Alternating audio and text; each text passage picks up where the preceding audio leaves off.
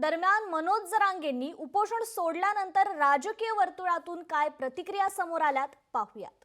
ह्या ज्या काही मागण्या आहेत त्या मागण्या देखील यामध्ये मान्य करण्याचा निर्णय आमच्या सरकारने घेतलेला आहे आणि मी पुन्हा एकदा सांगतो की मुख्यमंत्री देवेंद्रजी, आम्ही दोघंही, अजितदादा, मी, आमचं मंत्रिमंडळातील सगळी जी काही सर्व मंत्री आहेत, ही उपसमिती आहे, या सगळ्यांनीच पहिल्या दिवसापासून सकारात्मक भूमिका घेतलेली आहे आणि यामध्ये इतर कुठल्याही समाजावर अन्याय होऊ नये आणि मराठा समाजाला देखील न्याय मिळाला पाहिजे, त्यांना देखील मुख्य प्रवाहात आले पाहिजेत, ही भूमिका सरकारची कालही होती, आजही आणि उद्या आहे। महाराष्ट्र राज्याचे मुख्यमंत्री देवेंद्रजी आणि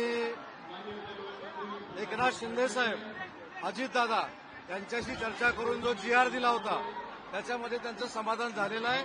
त्यांनी स्वतःचं आंदोलन मागे घेतलेलं आहे। मराठ्यांना न्याय देत आरक्षण देणारा नेता म्हणून इतिहासात त्यांचं नाव सुवर्ण अक्षरात लिहिलं गेलंय। मी म्हटलं होतं की मराठ्यांना आरक्षण जर कोण देईल ना तर ते राज्याचे सन्माननीय मुख्यमंत्री देवेंद्र भाऊ फडणवीस। एकीकडे आंदोलक गलिच्छ शिव्या त्यांना देत होते, पण आपले संयमी मुख्यमंत्री अगदी शांतपणे कायद्याच्या चौकटीत मराठा आरक्षणाचा तोडगा कसा निघेल याचा अभ्यास करत होते।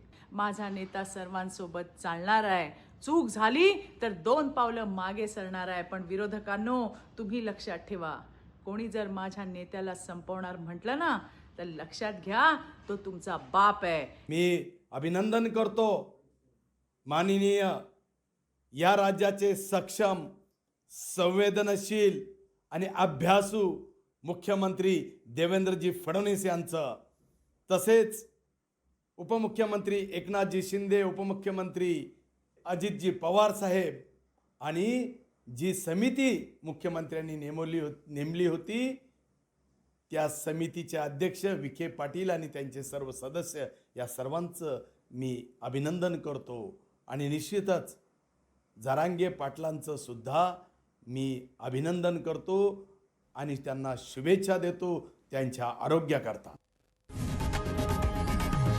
लोकशाही मराठी ऐका, पहा, जागरूक रहा।